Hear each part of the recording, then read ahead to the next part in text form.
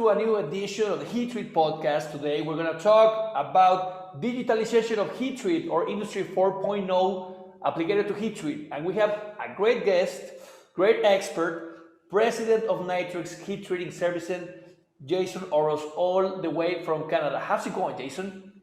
Hey, Carlos, I'm doing well, thanks. It's really happy to be here, so thanks for the invitation. It's great to have you here, such an expert. Actually, Jason was the one that brought the subject about talking about digitalization. So before we actually enter on topic, Jason, can you just give us an introduction about who you are, your huge background on heat treatment, and the company you work for? If you could just give us an introduction so the audience can actually know the level of guests that we have this time. Yeah, sure, thanks, no problem. As you mentioned, I'm president of Nitrix Heat Treating Services. We have Nitrix has a heat treating services business unit. We have 9 locations, North America, Europe, and China. We offer a variety of commercial heat treatment services, nitriding, carburizing, carbonitriding, LPC, all sorts of fun things like that. We've been in business now for just over 30 years. So it's been a good ride. I've been with Nitrix for about the last 3 years in my current role. And before that, I spent a few years at other commercial heat treaters like Bodycoat. And originally, I came up through our family heat treating business, similar to Carlos. We were talking about that. I think we both grew up with the smell of quench oil and soot on our clothes and in our hair. So that's our daily cologne. Exactly. So I'm pretty happy and proud actually to say that I've done just about every job in a heat treat plant, squeezing into the tiny spaces when I was 15, that the maintenance people couldn't reach, and cleaning out the forgings from that fell off the quench conveyor and all sorts of fun things like that. So yeah, it's been a fun ride. I guess I've been doing this for coming up on 20 years now in some way, shape, or form. Like I said, I've stacked parts, I've done maintenance, I've done metallography in the lab, making mounts until my fingertips are sore. But yeah, it's been a lot of fun, and I'm really happy and grateful for the experiences I've had that have gotten me to this point. And I love talking to people that have had the same education as me, because I also practical education. Practical education, and I believe that's the best way to learn heat treat on the shop, on the floor. Loading parts, cleaning the furnaces, understanding what's going on. You get a bunch of knowledge from there that it's very valuable to the position you are. I believe that that education, that practicity of having been on the floor is invaluable, because you know what's going on. Yeah, exactly. When somebody comes to tell you something, you can kind of understand where they're coming from. And I found you talk to people from the industry, and a lot of us are kind of born into heat treating, but if you kind of come up through it, I find it sticks with you, and it kind of gets into your blood, and you live for it really. So that's kind of where I'm at. I always tell the guests that express their passion like you're doing for heat treatment. We might not be on a very sexy industry, but we're in a very passionate industry, right? So I respect that. So thanks for being on the show, Jason. This is going to be a great show. So you mentioned that you have 9 locations worldwide, right? So in order to manage 9 locations, I believe there should be a bunch of computers, softwares, information traveling back and forth, right? And that's when we actually start talking about digitalization or Industry 4.0 at a macro level. But when we go into the plant level, we have to do things on an automated way. So when you suggested the subject of digitalization, I thought it was a great thing. Right, I believe this is a no-brainer, because this is what we live in every day. But just give us an introduction of what do you conceive as the digitalization applied to heat treat? Yeah, that's a great way to start. So I think that a lot of companies, including heat treating companies, have taken the first step already in many cases, which is digitization. And really what that is that's converting something that used to be done manually, like a sign off or a chart, into an electronic, digital form. If we think about chart recorders, it's a perfect example. We used to have the paper analog chart recorder, and now most of the new pieces of equipment, they're all digital. So, that digitization has already begun long ago, and it's continuing. So where digitalization and Industry 4.0 takes over is where we start to create tools that are so good at what they do that they actually force us to change our processes and how we approach certain aspects of our business, so that we restructure, the method and the procedure that we use to do something to accommodate the tool. And that's kind of where it gets interesting, because that really kind of takes everyone outside of their comfort zone. It's not taking something that you know how to do, that you've done manually for decades, and just making it digital. It's actually rethinking how your approach to certain things can change. So I mean, you think about the one that's most common, I think, is predictive maintenance. So before, in the old days, and still currently for many companies, and it's still a very good and a very valid way to do things. You have a lot of inspections. You'll check vibrations, you'll check all sorts of different criteria, and based on your findings, you'll decide whether to do some targeted maintenance or leave it for the future. Well, there are tools now that make that process automated. We have software programs and suites that are capable of taking that data and monitoring it and establishing a baseline and an ideal condition, and actually doing the condition monitoring and telling you when it's going to fail. And if you think about it, that kind of changes your whole approach to maintenance. If you can completely retool your plant and your equipment in that way, it's an example of, the tool changing how you do your job. Yes, just would like to add to that. When we talk about digitization, I didn't say it all wrong. You are also dematerializing stuff. Like you don't need a chart recorder anymore. You don't need to print paper. You don't need a printer. Everything gets electronic.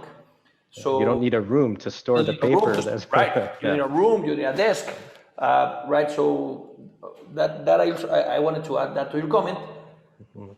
Plus, you talked about also what they called IoT, or Internet of Things, which is basically adding a bunch of sensors to the machine, Mhm. right? That's like IoT 101. Mhm. And if because I'm very passionate about this subject, and if you can go all the way up to get an artificial intelligence predictive failure, that'll be like the main Mhm. goal of this conversation, right? But I believe we're still very, very, very, very far away, which it's possible, but Yeah. it's still a long way to go. Yeah. Maybe The not as far as we think. I do agree 100% with you. Furnaces are complex machines, Mhm. but based on what I know of AI, requires very very segmented algorithms. I cannot envision, or I cannot think how those can be done. We leave that to the smart guys like you. I'm just a podcaster, right? Yeah. That's I'm why just a heat treater. I'm that's just a why I heat talk treater to you though. guys, because you're much more Yeah. smarter than I. But and having said that, when we got all these electronic documents, right? Mhm. And you go, you turn back on how plants were run in 1990s or in the 1980s. You think how the heck were we able to run plants without this? Much more lower. You know what? That's probably one of the key things that's driving this, and then they kind of drive each other. I mean, everyone talks about the fact that it's getting harder and harder to find, that type of that really knowledgeable employee, that's seen everything and done everything, and when there's a problem, they know how to react to it. At least in heat treatment, it seems like those people are becoming harder and harder to find as the years go by. And I think that's one of the things that's really going to drive that next level digitalization, Industry 4.0, is that people are going to realize that investing in that type of technology is going to protect them from the possibility of not being able to find enough really good employees. And I agree, not only on maintenance, but if we can apply it to microstructure, retain austenite, grain size. If we were, there are of course, microstructure softwares on the market, right? But this is a game changer if someone will use like the entire data of all heat treaters and say, this is a good part, this is a bad part. This is going to present a crack if the trends continue to go this way. So and actually link it to the outcome. yes, link it to the outcome. That's right. And we just mentioned a very sensitive word. It's data, right? Because you and I talked before the podcast about this. There's all these data storage softwares, but when it comes to data analytics, I don't think the world is there yet to analyze the trends, to analyze the data, because we're getting so much data right now that if we do not have a computer system with AI, it's very hard to take a look at the trends if we don't know where to look. What's your comment on that? I think you're right. I think it is difficult. I know that there are people out there working on it, and I think that some of the advances in cloud computing that makes that type of processing power available to companies like yours and mine, rather than just what's historically been the domain of huge multinationals with the ability to fund those types of server installations. I think it's really opening things up, and we're seeing, we're going to see a revolution in industries like ours that are kind of more specialized with a limited number of people that can work on those types of algorithms. So I think it's coming, and I think it's coming pretty soon, and I think we're all going to have to be ready to take the plunge when it comes. It won't be a fair battle when a company has AI or Industry 4.0, and if they're competing against a company that is not able to invest on this technology, because the speed of response is going to be 100 times faster. So companies that do not invest in this technology, they're just going to become obsolete. Wouldn't you agree? Will that be a fair statement? I think there's always going to be room for many different levels of different players. Heat treatment is already very much diversified in that way. You have large companies that have deep pockets and very leading edge technology, and then you have the opposite end of the spectrum. And I think heat treatment is kind of unique in that there's room for both. But I think you're 100% correct that companies that have that type of tool, I think we'll see an advantage. And I think even more importantly, potentially, is that, our customer base is changing. Many of them have Industry 4.0 and digitalization initiatives that they've embarked on. So I think, for me, it's mainly about keeping up with our customers and what their expectations are. And well, a great example, and I can share this openly, I have a customer on one of our heat operation. I will tell you which or whom. But when we actually get a batch of work, it comes with a barcode, right? And we have to scan it. We have to follow up, all the process variables, all the the data logging, everything, and we'll actually invoice. Do the invoice and print the barcode so they can actually track the specific batch, right? And this is how you actually, it's a very complex process to implement, but once you got it, done, it's a huge advantage because you get cloud computing and you have information at corporate, and it's easy to track, right? But it's very intensive on configuring and setting it up because there's a bunch Yeah. of bugs in place. But once you get it done, it's a no-brainer. Because it adds value to your Adds a bunch of customer, value. right? And the more value you bring, you're not just any heat treating supplier anymore. You're an integral part of their supply chain, and that's it's all part of the same conversation, And also, it's very hard for them to let you go because you're now a part of the right? process, right? Which And doesn't hurt either. Right, doesn't hurt either, right? It's a trick. I mean, we're talking about heat treatment. This is Yeah. a common trick for heat treaters. And once the competitor comes in and says, I'll give you 5% of discount, well, I have to implement this whole new process again. Right. It doesn't work. They don't let you give me like a 20% of discount, right? Right. So I believe it's value there. So also you mentioned added value. So when you actually have data storage, it was not added value. It was kind of a compliant to their quality system. But if you can storage the data, analyze it, and share it with the customer, that's added value. How can we add value with the digitization of information to the customer? What's your input on that? Well, I think the more data that you have, let's just say let's take metallurgical data, as one type of data stream. I think that being able to demonstrate to the customer, and there are many ways to do this. I mean, it's not necessarily Industry 4.0, but being able to work within a tighter band within a specification window, could potentially allow the customer to make some changes to their manufacturing process, which might add value to them. And having the data to back that up and provide the confidence for them to do that, I could see that as being one example potentially. And then there are other ways to add value within your own process as well.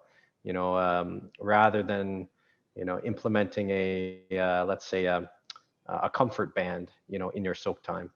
If you have the data and the confidence to back up the decision, you can operate a little more lean, which adds money to your bottom line at the end of the day, and would result in potentially less rework as well. It will also because all the customers what are expecting is price reduction, of course, and you as a heat treater, you wanna reduce cost. Yeah. What costs you the most? Downtime or reworks or you name it. So if we use these tools in order to reduce reworks or being able to demonstrate that the part will won't have a failure because of the data tracking, that's added value. For maintenance as well, it's like a no-brainer because our industry is very maintenance intensive. Furnaces are self-destructive machines that if you don't maintain them well, they're gonna break down, they're gonna fall apart. Yeah. And when business is good and you're processing a lot of parts and printing money, you say, we can schedule maintenance for the next week, next week. And suddenly, boom, you get a call on Friday when you have dinner reservations and you get a bunch of whining from the customer. But I know that there are OEMs that are working on their, they call it remote diagnosis, or AFC Holcroft calls it furnace calibration, or Eicheling calls it another way, that they can actually log into your furnace and see what's going on with the statistics, because every time you open a door, you can measure the time on the PLC that the door took to open, right? So they will go like, well, this propeller is failing because the trends are this way. But you really need a level of expertise on furnace operation and on process to know where to look for. Otherwise, it will be like to look for a nail on a head. Right. And that's, that's part of it as well. And it's not just data storage. It's, like we talked about, it's who's going to look at it, and how can the OEM, package that information in a way that makes it easier for the customer to draw conclusions from it. And I believe the challenge there is like, well, you run a commercial heat treat and you have a bunch of furnace brands, furnace models, and furnace applications. You got nitriters, you got IQs, you got pushers, you got tempers, you got box furnaces. I don't know if you run aluminum or induction. So I cannot think of an easy way to standardize all of that on a single software. But that would be nice, wouldn't it? Oh, You know, you would buy it, wouldn't you? if somebody gets it, he'll gonna, that'll be a $1 billion business. Because it can be applied to so much other industries as well. And yeah, exactly. I mean, you think if somebody can do that with heat treatment furnaces, why not paint curing ovens? Why not, plating? Anything. I mean, because when we talk about heat treatment, we have a bunch of, we do not have that many furnaces as machining tools or machine shops. That there are hundreds of machine tools against one furnace, right? And everything is very diverse, and they're not furnaces are not made on big scale. Every furnace is different, right? So adding sensors to each furnace, is not cheap. I won't say it's expensive, but it is not cheap. But the moment you get it and you can standardize it, that will be a no-brainer. So you're saying there's a couple of suppliers that are developing that? Yeah, I think it's coming. I think that it's coming soon, and it's something that I know we're all waiting for very eagerly. Okay, now let's talk about also one of the dark sides of the Industry 4.0 or digitization or electronics information. It's cybersecurity. I mean, that's like the big thing. Yeah. So and it's getting bigger. It's getting bigger and bigger, and I believe the guys are getting smarter and they are starting to know how to monetize. And when we are running automotive parts or aerospace parts, or I don't know, I'm pretty sure you run defense parts for. Yep. Yeah, ITAR, we're NADCAP and ITAR, yeah. Right, and that information, it's classified, or I don't know if you call it for your eyes only, but hackers and cybersecurity has really become a threat, right? That's like not that's like the ugly part of digitization. And whenever you're working with a customer and they have big servers and a bunch of information, they do not want to give you access to their network because they're afraid you can log in and steal something. I don't know if that's industrial espionage or erase something. I don't know. Or even I think maybe of more concern because, probably they trust us to some degree, but they might not trust our network security. So having someone hack in through us to them, is just as big of a concern. But, you said it. I think that in addition to active espionage and hacking or whatever you want to call it, I think that especially the US government has really had enough of the unintentional leakage of controlled unclassified information, CUI. And that's why I don't know if you're in the process of implementing the CMMC, but there's a huge push right now down through the US defense supply chain to improve cybersecurity. And it's coming. We've had to make changes to comply with the cyberspace something maturity model compliance. I think I may have massacred that, but it's called the CMMC. Okay. And it means that over the period of the next couple of years, heat treaters like us, who are registered under the ITAR, and process defense articles, we're going to need to continually improve our cybersecurity practices, and we'll be audited. They're putting in place a framework to train auditors right now, and it's going to be a big push. And all of these new tools will need to be compliant to this framework. And I believe that's a great subject and a great discussion. And I wouldn't find it weird, not on defense, but if CQI 9 or NADCAP or ASA 9100 will have a new revision called cybersecurity, Yeah. right?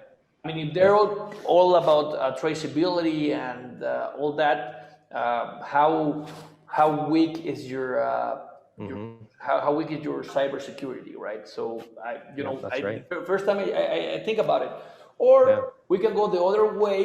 Like there was this WikiLeaks.com page and go like heat treat leaks, and Yeah. this is the way GM process their parts or something like that, Yeah. and so And everybody then, can have the info, right? then one of us will have to go live in an embassy for In 5 years. right? Yeah. Yeah. That's why we're having Um, Zoom calls, right? But yeah. cybersecurity is a big issue for digitization. I mean, Hmm. everybody is getting so used to having everything on the computer, paperless, Hmm. not printing a thing, and Hmm. it's a need, but there's a bunch of risk involved. But this is the sad Yeah. part. So So any of, go sorry, I ahead. was just going to say any of these tools, I think any cloud computing, they're going to have to be cognizant of whose data that is, and if it's sensitive data, I'm sure, especially for the U.S. Military supply chain, it's going to need to be hosted on U.S. soil, in that type of an environment, like AWS or something like this, and people are going to need to start thinking about these things where historically they haven't. So That's totally accurate. Great that you mentioned that. I believe that's very valuable. Now, let's switch subject to a more gentle topic, right? To heat treat, the right? gentle So, side. yeah, the gentle side because a lot of negativity with cybersecurity and cybercrime. But now, you got 9 locations. Uh, I'm assuming you monitor the 9 locations somehow with KPIs electronically, or you read a bunch of, Hmm. you get a bunch of data that you actually have to standardize and take a look at KPIs. I don't know if you go utilization or optimization or Hmm. I don't know. What would be the key KPIs that you could share with the audience that have been key for you in order to run 9 locations? Well, like you said, utilization or OEE, is a very important one. Um, What's OEE? Sorry. let me see. I'm drawing a blank right now. Okay. I know it's like a targeted utilization. Okay, It's got more it. related to efficiency and output. Efficiency, right? Yeah. So, Yes. I can share what we do measure. You measure furnace utilization and load optimization. I mean, sometimes you get very Hmm. crappy loads because of Hmm. they do not carburize, or I mean, they cannot go all the way up stack because of surface or Hmm. weight. So we measure utilization. We meet load optimization. Hmm. That Yeah. So, I mean, those are very important ones. At the end of the day, you want to know how full your furnaces are, from a load efficiency standpoint. If your maximum load is, let's say it's 1,000 kilos, you want to know if you're running it half full, 80% full. And that, it all ties back to the margin of the job, right? So monitoring the gross margin, of each job that we run is something that's very important. It takes into account a lot of things that are sometimes not easy to estimate when you're quoting a job. is not. So it's almost like a feedback loop, right? You always have to analyze, adjust, and do better the next time, right? And all the customers will tell you, the production is going to spike next year, Yeah, and we're going to send you a bunch of stuff from day yeah, one, and yeah, and all of the sudden is everything they say divided in half, yeah. That's right. right? So I guess monitoring how full your furnaces are, in terms of the number of hours per month, and then also, how full each load is. Those are key pieces of information. Um, and also you need to be responsible and have some excess capacity on hand. Knowing how much you have, so that you don't overextend yourself is very important. You don't want to be in a position where you're disappointing your customers, because you took on a job that maybe you shouldn't have, from a capacity standpoint. So those are very important. Um, we also, obviously, as a very key indicator, we monitor our turnaround time. Um, When from the moment the a part comes in to the moment the part goes out. Typically, we measure it from the moment the part comes in, unless there's a prearranged shipment. Sometimes customers being so lean, they'll notify us a day or 2 days in advance. And that allows us to build our production schedule for it to show up just in time. And that's a service that we offer to some of our customers, and it seems to really help their inventory and things of that nature. But for a typical job, it's from the moment it shows up to the moment where it's ready for shipment. Ready for shipment. Okay. We probably transport roughly 50% of the products that we heat treat. You transport it yourself. I mean, with your freight lines. Yeah, we have some trucks, and our customers also arrange for shipment for about 50%. We really kind of leave it up to the customer. So the moment that it's ready, that's when we stop the clock for shipments that our customer is responsible for the freight. And then obviously for shipments that we're responsible for delivery on, it's until the moment it hits their dock. Okay, I got two questions that are related to this subject. The first one being, what do you think would be an okay utilization for a heat treat furnace? Any type. It can be a nitriding, a pit, or an IQ, a pusher, because I talk to people with very different spectrums, right? Yeah. The ones that say a furnace should give you 95% utilization because you're constantly running stuff, and 360. When you calculate efficiency and 280 days, they go crazy, right? Because it's a furnace. But when you talk to guys that run all types of machines that are not like furnace intensive, they go like utilization should be like 70%. What for you, Jason? What will be an acceptable utilization, and what will be a feasible but challenging utilization to get? If I had to give you one number for an acceptable utilization, I would say 80 to 85% in that range. I firmly believe that it really does depend on the type of equipment. For a sealed quench furnace, a batch IQ, I'm not comfortable using as high of a number as I am for, let's say, a retort nitriding furnace.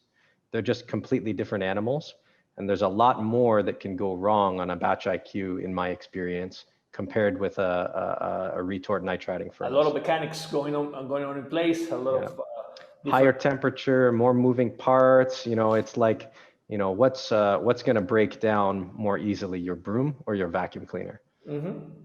So it's I'm much more comfortable using a higher number for a simpler piece of equipment. Something closer to 90 is potentially sustainable depending on the situation. But for those more complicated, more aggressive, more self-destructive, as you said, I think 80% would be my number. I would agree with that. As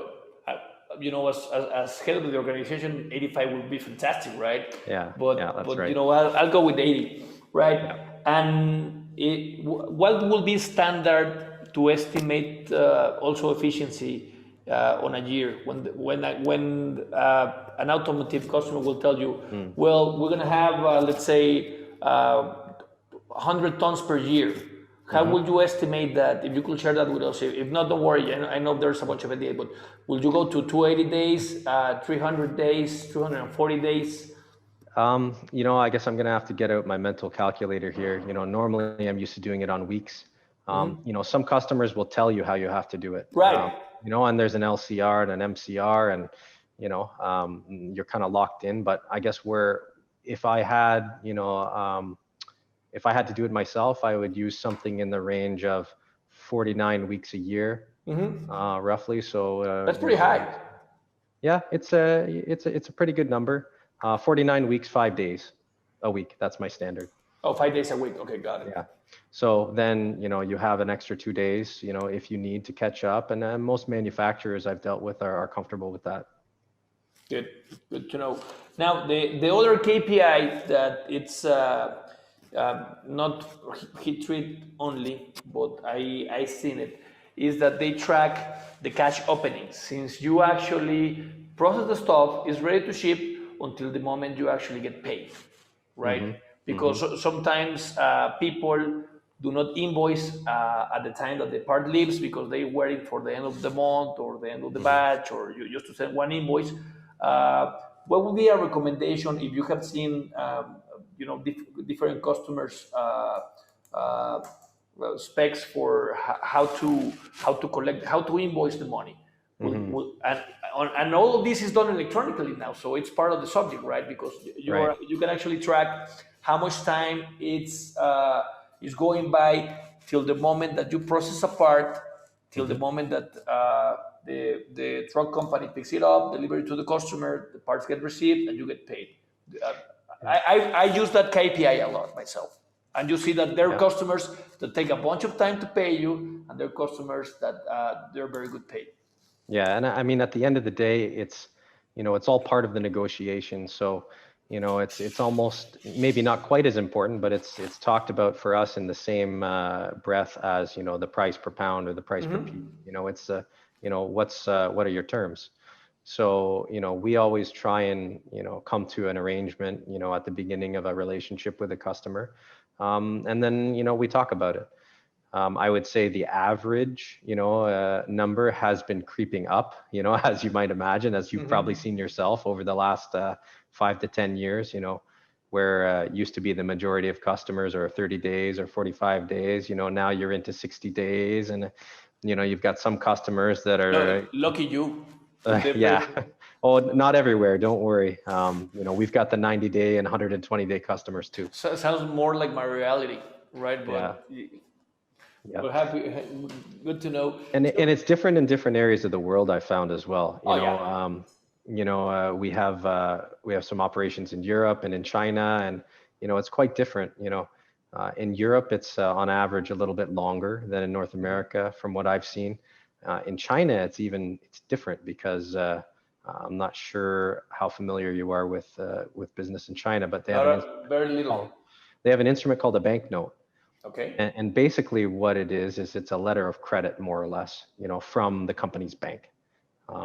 And some people will pay you in 60 days if your payment terms are 60 days, but they'll pay you with a banknote that matures 60 days later.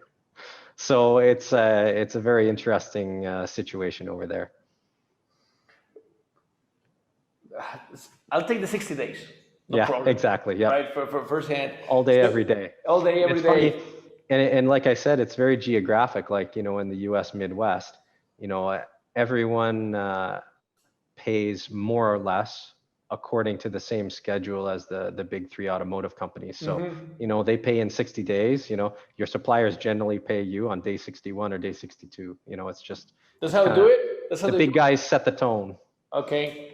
Okay. Now, switching topics, because the main conversation today is Industry 4.0 or the digitization of heat treat. If a heat treater would like to start digitizing his shop, what would be like a good first step? Because also the conception is that, and you have a branch that does a bunch of instruments, but that these things are not cheap and they're very customized. And I don't think there should be like a very big level of complexity if you're just starting. I mean, you can do a bunch of stuff without spending the big bucks, right? If they don't needed, but that's a good start. What would be your first approach, and then how would you upgrade it to second stage? That's a good question. And I mean, you said the right word, instruments. So I think the first step, the absolute first step, is going to be your controller, your control system. If it's not capable of handling the inputs from the other instruments, you're finished before you even begin. So you have to have a controller. And usually these days controllers are packaged, with a touch screen interface and all this fun stuff. That's where I would start. And I would get one with lots of room to expand. The more inputs and outputs available, the better. And then once you have that, you can start thinking about what instruments, what pieces of data would be useful for you to track and trend. Pressures, flows, obviously temperature, potentials, like you said. So all of these things, unless you have a controller that can handle that, you're not going to go anywhere. But once you have a controller, I would start with those most critical instruments that have the ability to most affect product quality. And then after that, maybe move into some other things that will help you on the maintenance and downtime side. Just adding to that, after you get the controllers on each furnace, I will get a PC and centralize the data, and they call it SCADA system, right? I mean, Yep. and we mentioned instruments, but as well, I believe there are a bunch of guys that they're still using Excel to run their shops. I would highly recommend for them to get a software that is, for manufacturing or for processing parts. I mean, that will be like, there's a bunch of very easy ERP systems, very cost effective right now in the market. Yeah, like you said, and then that's the first step, and the next step would be then to transition to something that's maybe a SCADA system that does more than collect data. So I know there are various systems out there. That's like level 3, level 4. Yeah. That's. So I know that UPC, one of our other business units, they make a product called ProTherm 9800, and it's basically a shop management system for heat treating furnaces. So you can connect all of your furnaces to the system, and it will help you schedule if you have a lights out cell. It will help you load recipes from a central location. So that's kind of the next step that I was talking about. And then after that, the future, I think, is taking that type of system with all of the inputs and outputs for the various pieces of data and moving all of that to the cloud. And from there, you can take advantage of cloud computing. You can really get into some AI. You can do asset management. You can open up a portal for your customer potentially to see certain aspects of your data related to what stage the product is in on your shop floor. That's where the possibilities really take off. Easy to say, very hard to do. Hard to do, and that escalated. But I believe that's a great explanation of how the evolution of the digitization of heat treat. I mean, I will agree 100% with you. The next step will be link it up with Alexa, with Bluetooth, and only. Oh yeah. And ask, Alexa, heat treat my parts. Is my customer happy? Yeah. Yeah. Alexa, what's my carbon potential? We're gonna get there eventually, right? So we'll be old and gray by that time, I think. All connected to VR sets and stuff like on Wall-E. Right. Now, Jason, we've taken a bunch of our time. The conversation has been great. Just would like to ask you one more question that I think is very valuable. What are the most common mistakes that you see when trying to implement digitization on heat treat? Because there's a bunch of guys that they just get crazy. They just spend a bunch of money on softwares, on controllers, and they're just throwing money away. What are the most common mistakes that you see? Well, I would say the biggest piece of advice I would have would be to start with the outcome that you want to see, rather than start just replacing the things that you feel need to be digitalized. So have a goal in mind. What is it that you want to be able to accomplish with this process, and work backwards and find what you need to do and change in your hardware, in your software, in your business practices to get you there. Great advice.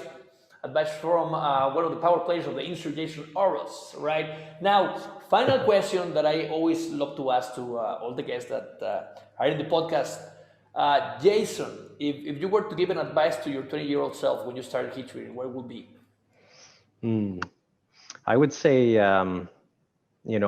be bold and think big. It's something that, we're going to see a lot of change, in the next couple of decades, and you have to be willing to not let that scare you, embrace it and figure out how you can take advantage of that and really use it to improve yourself and your business. Jason, this has been a pleasure talking to you about heat treat or passion.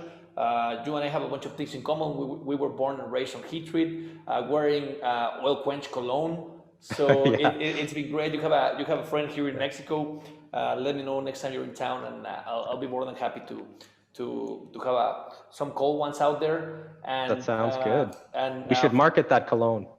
You and I. 50-50? Oil quench, right? Yeah. How do you want to call it? We'll leave it to the marketing team. Well, yeah, somebody else is probably better at that than us. That's correct. We will keep heat treating stuff. Jason, it's been a pleasure. Just would like to remind everybody that we're uploading weekly podcasts, LinkedIn, YouTube, Spotify. Jason, do me a favor and go like this. Subscribe here. Jason, go like this. Here's the link. Subscribe. Oh, like this? Yeah, go like this. We'll put a banner in I have there. giant hands. Yeah, subscribe, leave a comment, hit like, and our mission is to add value to the heat treat community by experts on the field. Today we had Jason Orosz on the Heat Treat podcast. We'll see you next week on another episode on the Heat Treat podcast.